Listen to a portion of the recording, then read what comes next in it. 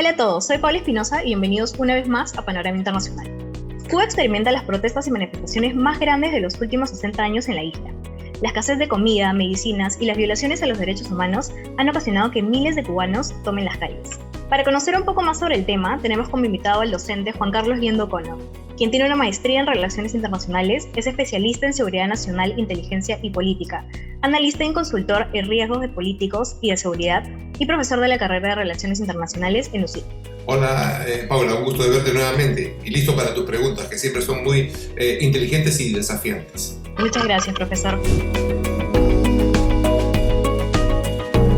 Para iniciar y ponernos un poco en contexto, ¿cuáles son los eventos que considera usted que han detonado esta serie de protestas, las más grandes de los últimos 60 años? Bueno, podríamos hablar de dos tipos de eventos, ¿no? Podríamos hablar de un evento de carácter estructural, que corresponde al modelo socialista cubano, al socialismo latinoamericano. Y podemos graficar este evento estructural comparándolo con una parálisis inmobiliaria. O sea, imaginémonos un estado donde no es posible construir por 62 años. O sea, y sobrevive manteniendo la estructura habitacional por 62 años. Eso es imposible de que soporte. El hecho de Cuba ser una isla y de tener un gobierno férreo, totalmente controlador, esencialmente antidemocrático, que condiciona a los habitantes de Cuba a vivir casi como cuasi esclavos, entonces es un modelo que ya no soporta. Y el evento de la coyuntura corresponde a los efectos inmediatos de la pandemia. El elevado número de muertes por las bajas condiciones del sistema de salud, la hambruna, digamos, y la represión política, ¿no? La falta de acceso a libertades ha hecho que el sistema implosione. Entonces son dos eventos, la estructura misma del modelo comunista, del socialismo latinoamericano, y los eventos post-pandemia, lo que nos permiten aproximarnos a lo que viene sucediendo en Cuba como parte del fin de un proceso de descomposición política inevitable.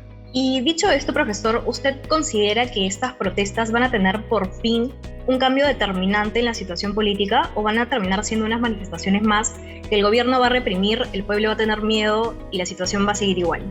Es muy difícil poder leer lo que está pasando en forma concreta, pero el día de ayer, por ejemplo, se generalizaron informaciones relacionadas a que la policía de una provincia cubana, Camagüey, se había aliado con la población, creando una especie de zona liberada, digamos, ¿no? Ese es un evento concreto.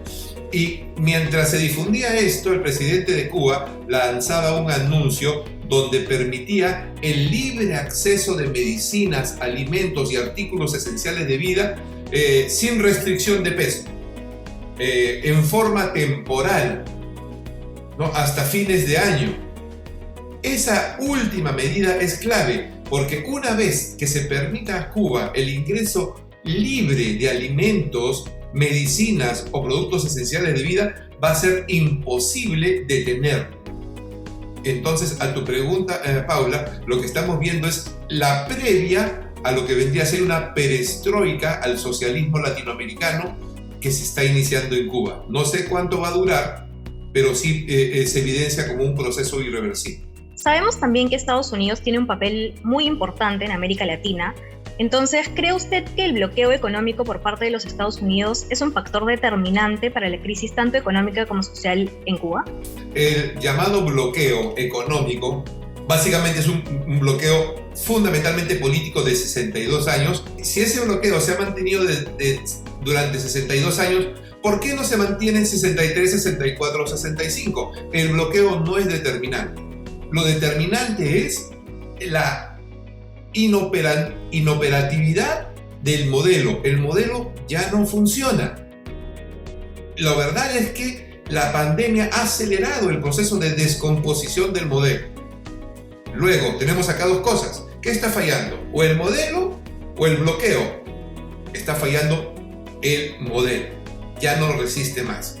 Lo que va a ser determinante, lo que es determinante es que el modelo ya no funciona. Y ya para finalizar y ver un poco la visión prospectiva de la situación, ¿Cuál cree usted que va a ser la postura de los estados a nivel tanto regional como internacional al respecto? Vamos a ver dos cosas con tu pregunta, Paula. Es la postura y los efectos, ¿no? Es difícil hablar de posturas de estados, ¿no? Hablemos de la postura de los regímenes políticos latinoamericanos o socialistas, ¿no? O progresistas. Desde América Latina hasta Estados Unidos, Europa, ¿no? Y potencias como Rusia o China, todos asociados en Cuba. ¿Cuál es la postura de esos regímenes de izquierda, digamos?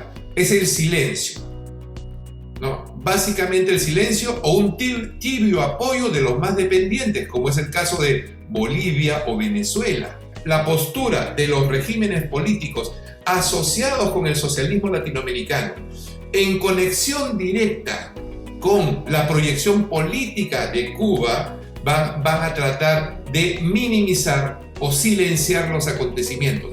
No van a tratar, lo están haciendo. La mayoría de estados son socialistas en la región, o en Hispanoamérica, o en España.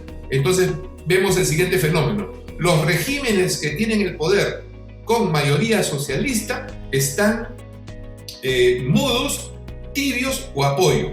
Mientras que las oposiciones internas de los países sí van a tomar la contraofensiva ideológica, como es el caso peruano, y muy pronto vamos a ver el caso chileno también, donde la derecha chilena se va a recomponer y va a contraatacar la ideología socialista chilena. Lo que vemos en respuesta de los estados se va a entender mejor a través de respuestas del tipo de régimen político. Los socialistas, izquierdistas, progresistas van a minimizar o van a tratar de invisibilizar los acontecimientos de Cuba, mientras que las oposiciones políticas lo van a poner en evidencia y va a constituir parte de una contraofensiva ideológica en la región. Muchísimas gracias, profesor, por su tiempo y por sus respuestas, y hasta la próxima en Panorama Internacional. Encantado, Pablo, y un saludo para todos los alumnos de UCI.